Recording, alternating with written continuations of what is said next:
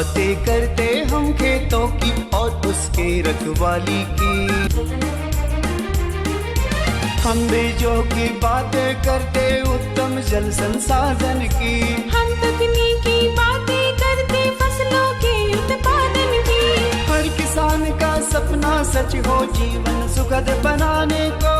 गाँव-गाँव के हर आंगन का प्यारा सा ही दर्शन। कृषि दर्शन, कृषि दर्शन, कृषि दर्शन, कृषि दर्शन, कृषि दर्शन, कृषि दर्शन, कृषि दर्शन, कृषि दर्शन। नमस्कार, जोहार। कृषि दर्शन कार्यक्रम में आप सभी किसान भाई बहनों का स्वागत है।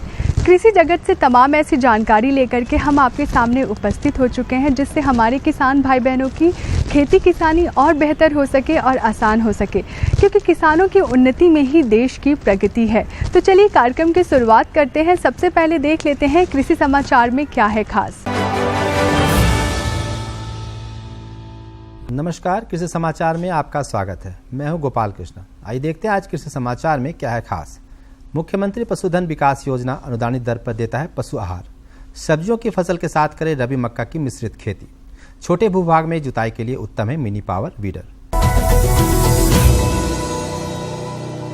बेहतर पशुपालन एवं दुग्ध उत्पादन के लिए अच्छा और पौष्टिक पशु आहार एवं पूरक आहार की उपलब्धता सुनिश्चित कराना बहुत जरूरी है। इसी बात को ध्यान में रखते हुए राज्य सरकार मुख्यमंत्री पशुधन विकास योजना के अंतर्गत संतुलित पशु आहार, मिनरल मिक्सचर और शीतवर्धक इत्यादि अनुदानित दर पर पशुपालकों को देने का कार्यक्रम चला रही है। इस कार्यक्रम का लाभ अधिकतम 10 या उससे कम दुधारू रखने वाले पशुपालकों को दिया जाता है। इच्छुक पशुपालक ग्राम सभा की अनुशंसा के साथ जिले के गव्य विकास पदाधिकारी के पास आवेदन कर सकते हैं।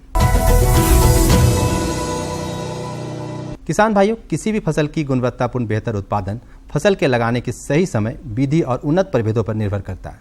इसलिए किसी विशेषज्ञों का मानना है कि फसल लगाने के पूर्व उचित समय, तापमान, मिट्टी की प्रकृति और प्रभेदों का अवश्य विचार करना चाहिए और इसी अनुरूप फसल लगाना चाहिए, जिससे बेहतर फसलों उत्पादन की संभावना हमेशा रहती है।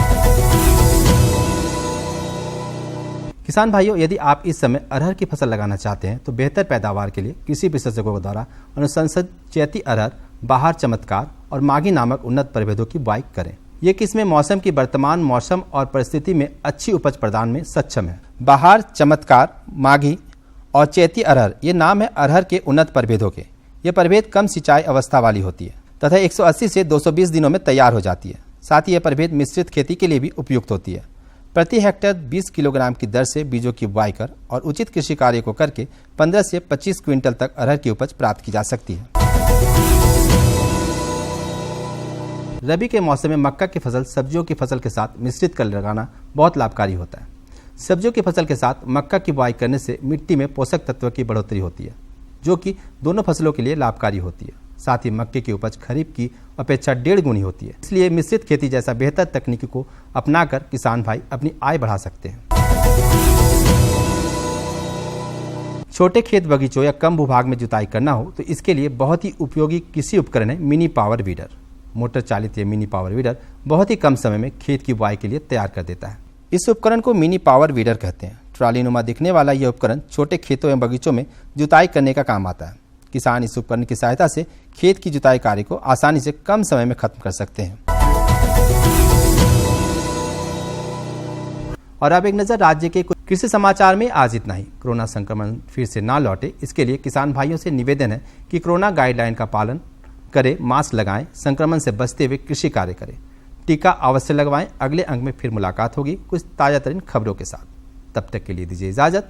नमस्कार, जोहार। तो किसान भाई बहन, कृषि समाचार में आपने देखा तकनीक के बारे में, उपकरण के बारे में, साथ ही मौसम का हाल भी जाना और कृषि से संबंधित कुछ नई बातें भी आपको जानने को मिली। अब समय हो चला एक छोटे से विराम का। विराम के बाद हम जल्द आते हैं। अन्नदाता किसानों की खुशहाली और उनकी आय में बढ़ोतरी के लिए भारत सरकार लगातार प्रयासरत है। माननीय प्रधानमंत्री श्री नरेंद्र मोदी जी के दूरदर्शी नेतृत्व में पिछले 7 वर्षों में खेती को आधुनिक और किसानों को आत्मनिर्भर बनाने के लिए कई निर्णय लिए गए हैं। छोटा किसान बने देश की शान, ये हमारा सपना है। देश के 80% से ज्यादा किसान ऐसे हैं जिनके पास 2 हेक्टेयर से भी कम जमीन है, अब देश में इन्हीं छोटे किसानों को ध्यान में रखते हुए कृषि सुधार किए जा रहे हैं, निर्णय लिए जा रहे हैं। प्रधानमंत्री किसान सम्मान निधि योजना की शुरुआत 24 फरवरी 2019 को माननीय प्रधानमंत्री श्री नरेंद्र मोदी जी के द्वारा की गई थी। पीएम किसान योजना का पूरा खर्च भारत सरकार वहन करती है। इसके तहत लाभार्थी किसानों को हर साल 6,000 रुपए की सम्मान राशि 2,000 रुपए की 3 समान किस्तों में सीधे उनके बैंक खातों में हस्तांतरित की जाती है। अब तक 11 करोड़ से भी अधिक लाभार्थी किसानों के बैंक खातों में 1,58,000 करोड़ रुपए से अधिक की राशि सीधे ट्रांसफर की जा चुकी है। किस्तों की जानकारी किसानों को एसएमएस के माध्यम से दी जाती है। இப்போ நேரா நாங்க வந்து பேங்க்குக்கு ஆக்சுவல் போகும்போது அந்த பணத்தை நாங்க வித்ரா பண்ணிட்டு வந்து நாங்க விவசாயம் பண்ணிக்கிறோம்। इस मदद से बुआई के पहले अब किसानों को बीज, खाद, कीटनाशक और कृषि संबंधी अन्य जरूरतों के लिए साहूकारों के आगे हाथ नहीं फैलाना पड़ता। અને એના લીધે મારે કોઈ જોડે કે સગા સંબંધી કે મિત્રો જોડે મારે ઉછીના પૈસા લેવાની જરૂર પડતી નથી અને એનાથી હું સારી એવી खेती કરી શકું છું। इस योजना से मिले लाभ तथा आवेदन की स्थिति देखने के लिए पीएम किसान पोर्टल लॉन्च किया गया है। इस पोर्टल के माध्यम से पात्र किसान अपना पंजीकरण स्वयं करने के साथ साथ अब तक मिले लाभ और अपने आवेदन की स्थिति फार्मर्स कॉर्नर से देख सकते हैं। इस योजना का लाभ पात्र किसानों को ही मिल सके, इसके लिए इस प्रक्रिया को फूल प्रूफ बनाते हुए इसे आधार और इनकम टैक्स वेरिफिकेशन के साथ साथ फिजिकल वेरिफिकेशन से भी जोड़ा गया है। इसके अलावा किसानों की सुविधाओं और जानकारी के लिए पीएम किसान मोबाइल ऐप भी विकसित किया गया है। पीएम किसान सम्मान निधि योजना का लाभ देश के सभी राज्यों और केंद्र शासित प्रदेशों के किसानों को मिल रहा है।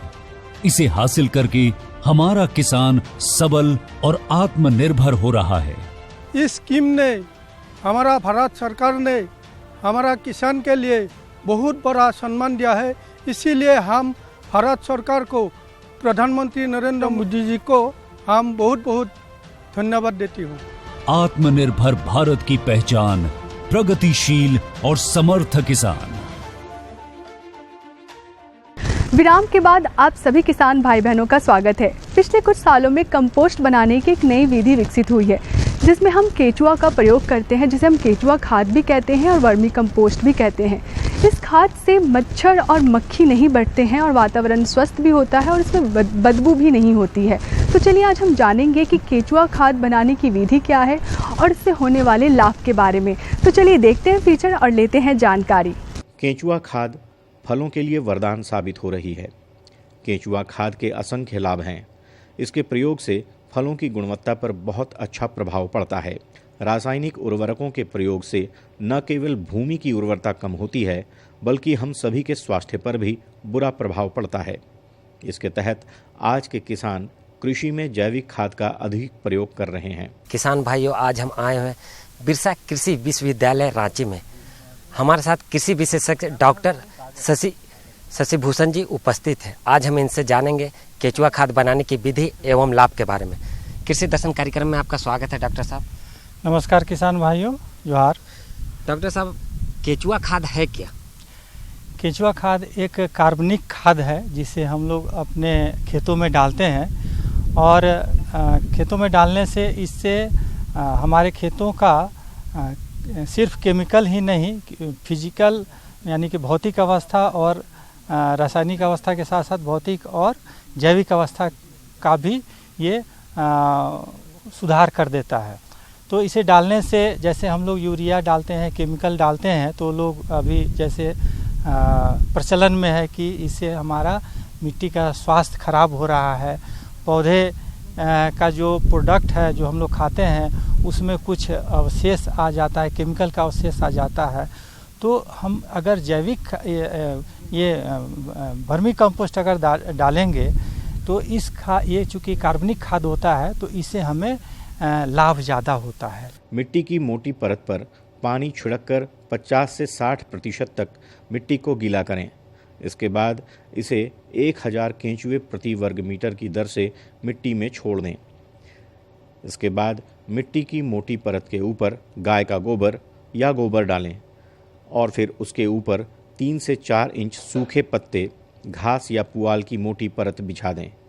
1 माह बाद टाट, ताड़ या नारियल के पत्तों की बोरियों को निकालकर 60-40 के अनुपात में सब्जी का कचरा या सूखी सब्जी सामग्री को हरी सब्जी केंचुआ खाद बनाने के लिए पुआल होता है, जैसे धान गेहूं का पुआल होता है या और भी फसल का जो अवशेष बच जाता है उसको हम लोग छोटे छोटे पार्ट में काट देते हैं। काटने के बाद उसमें हम लोग एक जगह उसको इकट्ठा करके उसमें थोड़ा नमी डाल देते हैं और उसको थोड़ा सड़ा गला देते हैं। 10 से 15 दिन तक सड़ा गला कर और उसको बनाते हैं। और बनाने के लिए इसमें हमें कोई छायेदार जगह की आवश्यकता पड़ती है जहाँ पे धूप ना पड़े, तो ऐसी जगह का सिलेक्शन करेंगे और इसमें हम 2 मीटर लंबा और 1 मीटर चौड़ा जगह का सिलेक्शन करेंगे। वहाँ पे सबसे पहले हम जो कुट्टी काट कर रखे हुए हैं उसको डालते हैं। उसके ऊपर 6 इंच का डेप्थ होना चाहिए ऊंचाई, और उसके बाद गोबर का खाद हम उसके ऊपर यानी ताज़ा गोबर हम उसके ऊपर 6 इंच डाल दें। उसके ऊपर फिर से हम उस पुआल सड़ा हुआ जो पुआल है उसको डाल दें, फिर 6 इंच सड़ा हुआ गोबर को डाल दें और उसको ढक देते हैं। ढकने में एक बात का ध्यान देना ज़रूरी है, प्लास्टिक से उसको मत ढकें। प्लास्टिक से ढकने से उसमें हवा नहीं जाएगा और उसमें जो पानी का छिड़काव करेंगे वो भी नहीं जाएगा। तो इन बातों का ध्यान रखना है। तो उसको ढकना कैसे है, तो जूट के बोरा से आप ढक सकते हैं या पुआल भी है, इस तरह का खेत का जो अवशेष बचा है उससे भी आप ढक सकते हैं, ताकि उसमें हवा भी जाए और ऊपर से चूँकि पानी का छिड़काव करते हैं तो नमी भी बना रहे, इसका ध्यान रखें। विशेषज्ञ कहते हैं कि केंचुआ खाद बनाने के लिए सबसे पहले आपको इस बात का ख्याल रखना होगा कि ऐसी जगह का चुनाव करें जहां ज़्यादा अंधेरा हो, उस जगह का तापमान गर्म हो। इसके अलावा सबसे महत्वपूर्ण बात यह है कि सूर्य की किरणें सीधे उस स्थान पर आती हैं। कृषि विशेषज्ञों के अनुसार केंचुआ खाद का इस्तेमाल करने से भूमि की गुणवत्ता में सुधार देखने को मिलता है। केंचुआ खाद नहीं मरे, इसके लिए नमी उसमें बनाए रखना बहुत ज़रूरी होता है। और अभी के जैसे ठंडा का मौसम है, ठंडा के मौसम में हवा में कुछ नमी मौजूद रहता है, तो इसमें हम ऊपर से जो पानी का छिड़काव करते हैं ये करीब 5 दिन 6 दिन पर एक बार छिड़काव ज़रूर करें। लेकिन यही जब गर्मी के मौसम में अगर केंचुआ खाद बनाते हैं तो पानी का छिड़काव वहाँ पे करीब रोज़ करने की आवश्यकता पड़ती है, क्योंकि हवा में नमी कम होता है, बहुत जल्दी आपका जो बेड है वो सूख जाता है। और एक चीज़ और ध्यान दें कि इसमें किसी भी रासायनिक चीज़ का छिड़काव ना करें, जैसे कीड़ा मारने के लिए या कोई बीमारी मारने के लिए जैसे हम लोग कोई रसायन का उपयोग करते हैं, उस रसायन का उपयोग ना करें, क्योंकि इसको हम लोग जैविक खेती के रूप में उपयोग करते हैं। और उसको साफ़ सुथरा जगह पे रखें ताकि इसमें चींटी का प्रकोप कम हो। और जब जल्दी वर्मी कंपोस्ट बनाने की बात अगर आती है तो हम लोग पुआल का कुट्टी जो बनाते हैं उसमें जो गोबर का खाद है इसको मिक्स करके पैर से इसको अच्छा से मिक्स करके एक साथ भी अगर रख देते हैं और उसमें ये वर्म जो है केंचुआ उसको छोड़कर इसको ढक देते हैं, तो भी आप ये वर्मी कंपोस्ट केंचुआ का खाद आप बना सकते हैं। खेत में केंचुआ खाद डालने से भूमि की जल पकड़ने की क्षमता बढ़ती है, जिससे फसल में अधिक सिंचाई नहीं करनी पड़ती है। भूमि का तापमान सामान्य रहता है, जिससे कम मात्रा में जल वाष्पीकरण होता है। भूमि में जीवाणुओं की संख्या भी बढ़ती है। केंचुआ का खाद आप सालों भर बना सकते हैं। इसके लिए कोई ज़रूरी नहीं है कि आप गर्मी में ही बनाएं चाहे जाड़े के मौसम में ही बनाएं। सिर्फ केंचुआ खाद बनाने के लिए उसका जो परिस्थिति है उस परिस्थिति को मेंटेन करना ज़रूरी होता है। केंचुआ खाद में नमी रहना ज़रूरी होता है। जैसे हमने पहले भी बताया कि ठंडा का मौसम जैसे अभी है, ठंडा के मौसम में हवा में नमी कुछ ज़्यादा होता है अगर इसको गर्मी के मौसम से कंपेयर किया जाए। तो अभी ठंडा के मौसम में उसमें जब पानी का छिड़काव ऊपर से करेंगे, उसका छिड़काव आप कम करें, बहुत ज़्यादा पानी उसमें नहीं डालना चाहिए, नहीं तो ज़्यादा पानी डालने से उसमें जो केचुआ खाद जो बनाते हैं, केचुआ खाद के अंदर जो पोषक तत्व है, खासकर जो नेत्रजन होता है, ये बहकर वापस कहीं और चला जाएगा, तो उसका जो पौष्टिकता है उसका ह्रास होने लगता है। तो इसीलिए उसमें नमी जो डालते हैं ये बहुत ही महत्वपूर्ण विषय है कि नमी किस तरह से बनाए रखें और हवादार जगह पे उसको रखें, ताकि केंचुआ का मूवमेंट जो है नीचे से ऊपर अच्छा से हो, अच्छा से खाकर ऊपर आकर वो अपना वो खाया हुआ पदार्थ को छोड़े, ताकि उसको हम लोग वर्मी कंपोस्ट यानी कि केंचुआ खाद के रूप में बनाकर पैकिंग करके उसको मार्केट में दे सके। तो अभी आपने देखा केंचुआ खाद बनाने की विधि और उसके लाभ के बारे में। तो चलिए कार्यक्रम में बढ़ते हैं आगे और आपको देते हैं अपनी दूसरी जानकारी। हमारी दूसरी जानकारी है तसर अनुसंधान केंद्र के द्वारा चलाई जा रही योजनाओं के बारे में।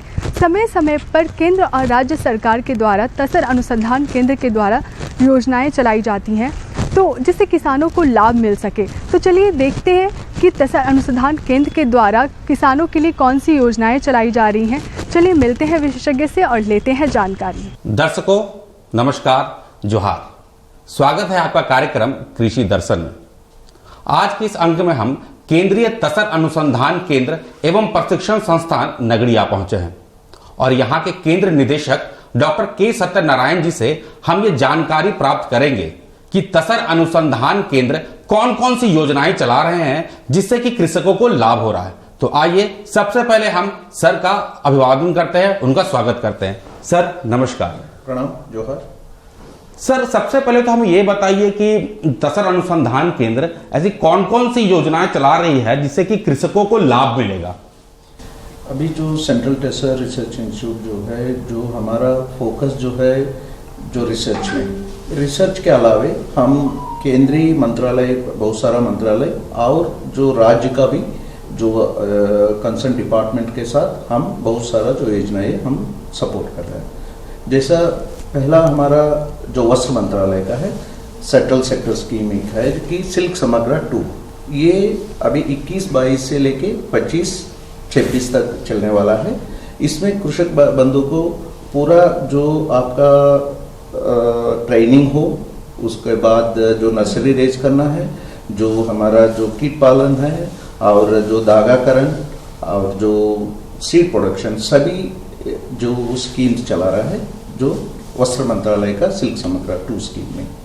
इसके अलावे जो राज्य सरकार का जो रेशम कृषि विभाग जो है और जारक्राफ्ट, ये दोनों का भी जो हमारा जो कृषक भाइयों के लिए बहुत सारा जो स्कीम चला रहा है, ये सभी हमको होता है।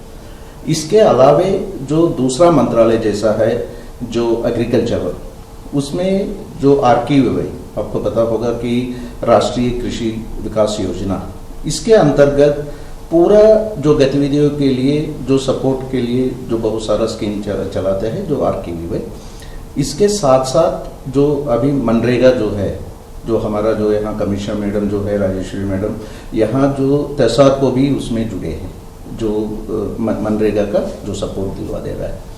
इसके साथ साथ जो डिस्ट्रिक्ट मिनरल फाउंडेशन का जो है, नाबार्ड का हो सकता है ये, और ट्राइफेड का, ये सभी जो भी विभाग जो है, इसका जो लाभ हमारा कृषक भाई हो सकता है या धागाकरण में जो जुड़े हैं, इन लोगों को सहायता मिल रहा है। तो डॉक्टर साहब आपने बताया कि ये जो योजनाएं हैं इससे कृषकों को लाभ हो रहा है, तो इन योजनाओं को चलाने में केंद्र और राज्य सरकार से आपको क्या क्या मदद मिल रही है? अनुसंधान केंद्र को योजनाओं को सुचारू ढंग से चलाने में जो मदद मिल रही है, कृपया इसकी जानकारी दें।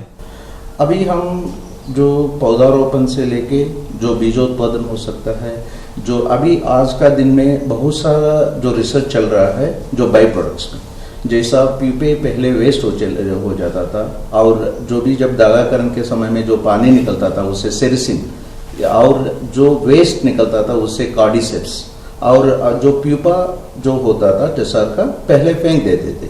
अभी हम सिफरी के साथ ये करके जो फिश फीड में जा रहा है, ये सभी रिसर्च के लिए पूरा जो पैसा है जो केंद्रीय रेशम बोर्ड वस्त्र मंत्रालय के अलावे जो department of biotechnology government of India, ये सभी के लिए जो रिसर्च में फंडिंग हो रहा है। इसके अलावे मैं जैसा बताया कि ये सभी जब से कोई किसान उनका अपना शुरुआत होता है, उनका जो कैपेसिटी बिल्ड करने के लिए बहुत सारा जो ट्रेनिंग है, अभी भी जो स्टेट डिपार्टमेंट का जो स्टाफ को भी हम अभी जो ट्रेनिंग चल रहा है, 8 राज्यों से जो पूरा ऑफिसर्स और ऑफिशियल्स जो आया है उनका भी ट्रेनिंग है। ये सभी ट्रेनिंग जो हमारा वस्त्र मंत्रालय का जो केंद्रीय रेशम बोर्ड के माध्यम से इसका जो भी फाइनेंशियल सपोर्ट मिल रहा है। और आजकल इस बीच में बहुत सारा जो कॉर्पोरेट जो है, जैसा हिंडाल्को है, टाटा ग्रुप है, ये हमारा उनका अपना CSR फंडिंग से बहुत सारा जगह में, जैसा लोहर दागा उनका बगरू माइंस में पूरा जो पौधारोपण कर रहा है और दागाकरण और पूरा जो वैल्यू चेन में वो लोग काम कर रहे हैं। और इसके साथ साथ जैसा कार्बन सिक्वेस्ट्रेशन में बाहर का विदेश से भी जो लाइवलीहुड कार्बन फंड ऐसा जो इसमें कार्बन सिक्वेस्ट्रेशन प्रोजेक्ट जिससे हजारों हेक्टेयर में पौधारोपण हो रहा है। तो ये सर आपने बताया कि ये विभिन्न योजनाएं चल रही हैं और केंद्र सरकार, राज्य सरकार से और विभिन्न जो कॉर्पोरेट जो सेक्टर है उससे भी इस पे मदद मिल रही है। लेकिन सर आप हमारे हमारे जो कृषक बंधु हैं उनको क्या सर सलाह देना चाहते हैं जिससे कि वो इन योजनाओं का अधिक से अधिक लाभ उठा सके? अभी कृषक भाई, जैसा हमारा जो राज्य में संताल परगना और कोलान रीजन में जो हमारा तसर प्रगति में है, वहाँ जो राज्य विभाग का जो PPOs है और वहाँ का विभाग अधिकारी रहता है, उनको आप अप्रोच करना पड़ेगा ताकि आपको ये किस क्षेत्र में आपका पौधारोपण में चाहिए या बीजोत्पादन में चाहिए या कीट पालन में, दागाकरण में, उनका जो प्रति निवेदन देने से जो हर साल शुरुआत में ये पूरा जो उसका जो कमिटीज का गठित होता है और जो भी विनती आता है वो सभी लोगों का उसमें चयन होता है और उन लोगों को जो लाभ मिलना है वो मिलता है। बस कृषक बंधु जो है वहाँ नज़दीक वाला जो केंद्रीय रेशम बोर्ड का हो सकता है, जैसा RSRS दुमका है और जो एक चक्रधरपुर में P4 यूनिट है, इसके अलावे बहुत सारा जो BSMTCs जो है खरसवा में है, मधुपुर में है, काटीपुर में है, ये जो केंद्रीय रेशम बोर्ड का है। इसके अलावे सभी जिला में जो राज्य का जो PPCs है उनको निवेदन देने से उनका जिस जो विभाग में उनका सहायता चाहिए वो मिलेगी। सर क्या इनमें कृषक बंधुओं के लिए प्रशिक्षण की व्यवस्था है? हाँ, ये प्रशिक्षण 2 तरफ का होता है। एक है जो हमारा यूनिट जहाँ जो फील्ड में है वहाँ का जो कृषक बंधु को वही चयन करके जो राज्य विभाग के साथ मिलके वहाँ प्रशिक्षण होता है। इसके अलावे हम इस बीच में वहाँ अपना जो ट्राइबल कम्युनिटी का ही लोगों को कम्युनिटी रिसोर्स पर्सन के नाम से मोटा मोटी 200 से ज़्यादा लोग हमारा झारखंड राज्य में हम उनको ट्रेनर्स बना के रखे हैं। उनके माध्यम से भी वहाँ कृषक लोगों को जो ट्रेनिंग होता है। इसके अलावे जो प्रोग्रेसिव फार्मर्स को हम यहाँ भी ट्रेनिंग देते हैं साल में 2-3 बैच में। तो किसान भाई बहन, आज की हमारी दोनों जानकारियाँ आपको कैसी लगी? आशा करते हैं आज की हमारी दोनों जानकारियाँ आपको काफ़ी अच्छी लगी होंगी। अगर आपके पास भी कोई जानकारी है हमें देने के लिए या हमसे कोई जानकारी लेनी है तो आप हमें संपर्क कर सकते हैं। हमारा पता है कृषि दर्शन, कृषि प्रकोष्ठ, द्वारा केंद्र निदेशक, दूरदर्शन केंद्र, रातू रोड, रांची। हमारा पिन संख्या है 834001। इसी के साथ मुझे शिखा स्वरूप को दीजिए इजाज़त। नमस्कार, जोहार।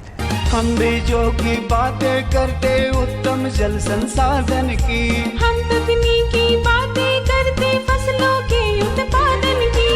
हर किसान का सपना सच हो जीवन सुखद बनाने को, गाँव-गाँव के हर आंगन का प्यारा सा ये दर्शन। कृषि दर्शन, कृषि दर्शन, कृषि दर्शन, कृषि दर्शन, कृषि दर्शन, कृषि दर्शन, कृषि दर्शन, कृषि दर्शन।